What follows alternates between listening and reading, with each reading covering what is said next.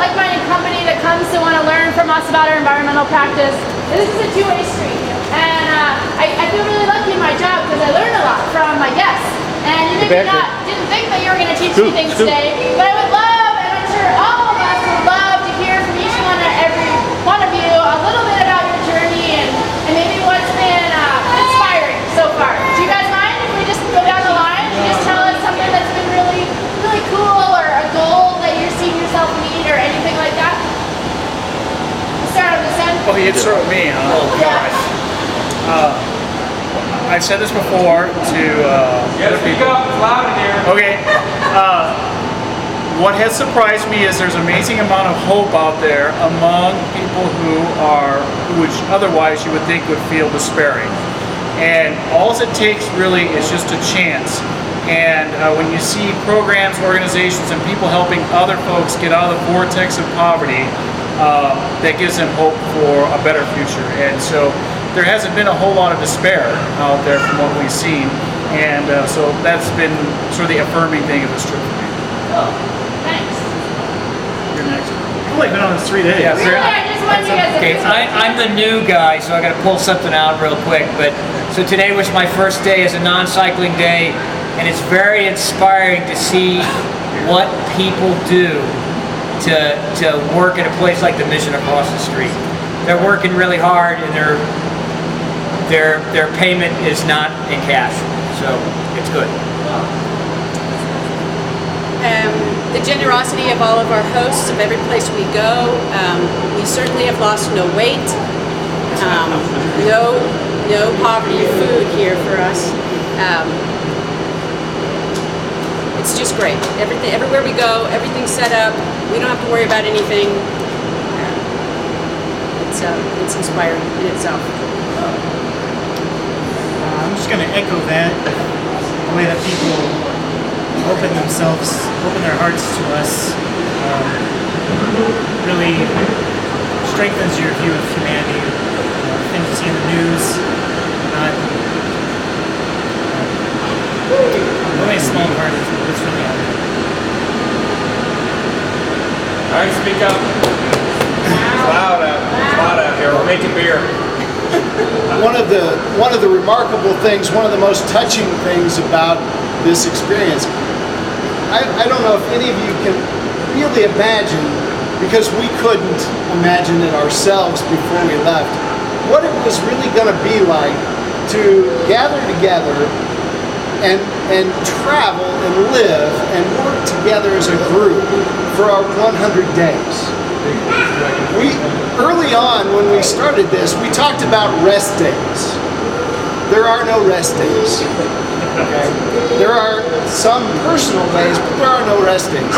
What has struck me again and again and again about this group is the genuine affection that each member has for the other, and the dedication that each member of this group has towards the mission, not only of getting those bicycles from Cape Flattery to Key West, but of really bringing some kind of message, of some kind of change, real change to the issues that our country deals with poverty.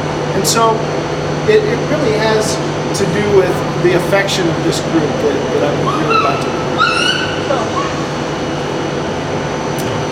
Within my family, my children know that my personal mantra for decades has been have fun, do good, and be safe, which are really four different things. Having fun is obvious, but doing good is two different things. Doing your best and doing what's right, and then of course being safe. They know it to the point that if I were to ever ask the question, what will be my epitaph or my tombstone, everyone would in uniform say, have fun, do good, and be safe. So here I am, 58 years of age, and life has thrown me the curveball ability to encompass all of those things in this extraordinarily unique endeavor, and I am so grateful for this opportunity to have fun, to do good, and occasionally to be safe. I would say the ride has just been, it's been inspiring. It's been inspiring to be with this group of people. It's been incredible to see everything you've gotten to see every day from the seat of our bikes, and to meet the people, like Lisa said, who I've been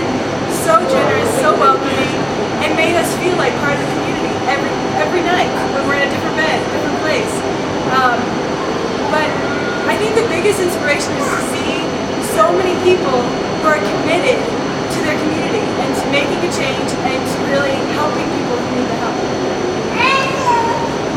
I'll tell you what's inspired and surprised me is everywhere we've gone, most everywhere, we've seen people doing good things and the right things just because they're the right things to do. They're not doing it for money, they're not doing it for publicity or recognition. In fact, they're often doing it for little or no money, but they're just doing the right thing. From Seattle to Tacoma and on, we've seen it over and over.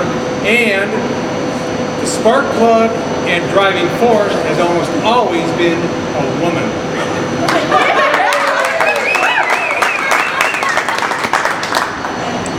I think what I've discovered is that the single most prophetic voice in this country is the voice that belongs to the man or the woman who serves the poor. I shared this reflection a few weeks back too, and I had it the other day when we were going through a hailstorm as well.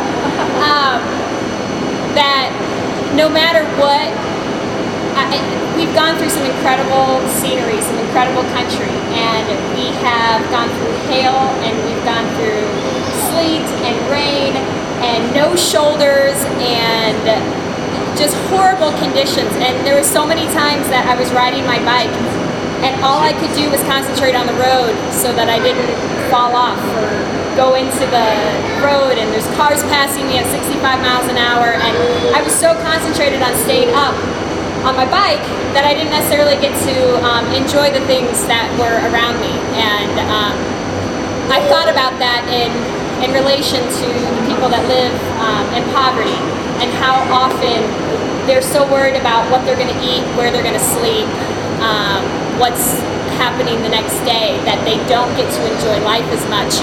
And I loved what John added to the end of that, is that we are fortunate enough that at the end of the day, we get off of our bikes and we have a shower and we have a bed and we have a great community. And there's so many people in poverty that don't have that at the end of the day. And so we're just very fortunate, and I keep thinking about that as we hit the hail, which I know we did, and we're heading into the wind and all those unfortunate things that we've encountered. So.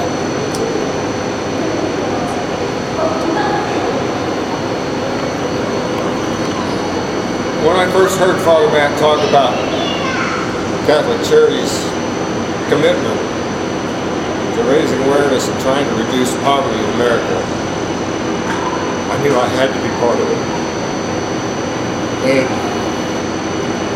it's just really been an inspiration to see all the people, all the different walks of life, from the poor that brought themselves up, helped each other learn to do crafts and do things for themselves, to people that had more than they need, that are willing to share. Just this cross-section of America really gives you a hope that this can really happen. We can really change America.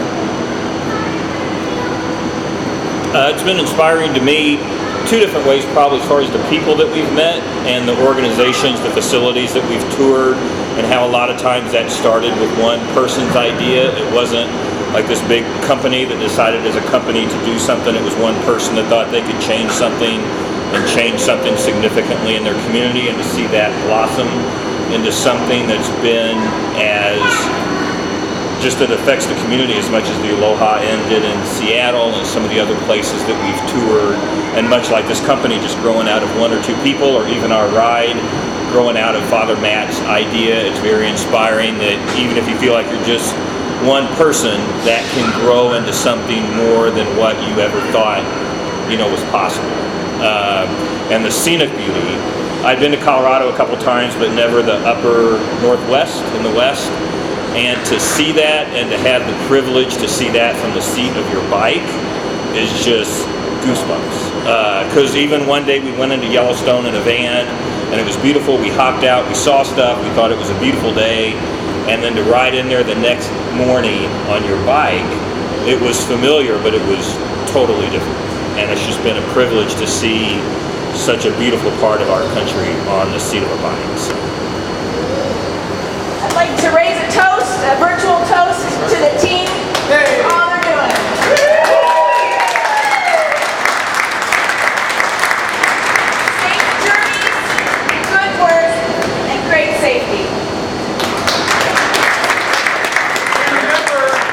remember, vote John for mayor. Hey, before y'all walk away, I have to say something. A couple weeks ago when my tour started, I had this great conversation with a guy who was the nonprofit guy for Westtown Bikes in Chicago. And we had this long conversation about charity versus, putting your money where your mouth is. Charity versus service.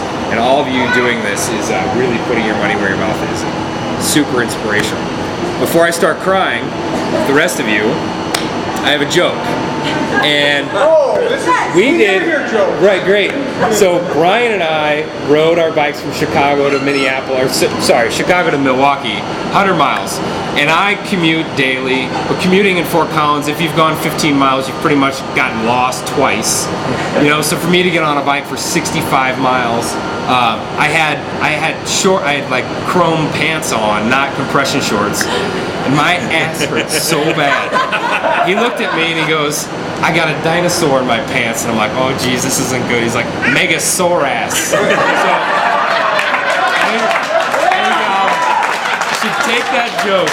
You take that joke all the way to Key West. All the way, for sure. So honestly, inspirational. Like my hour and a half with you guys already is gonna make me do a better job at what I do, and you are all an inspiration. So much love from the bottom of my heart. Thank you. Let's have a beer before we all start crying.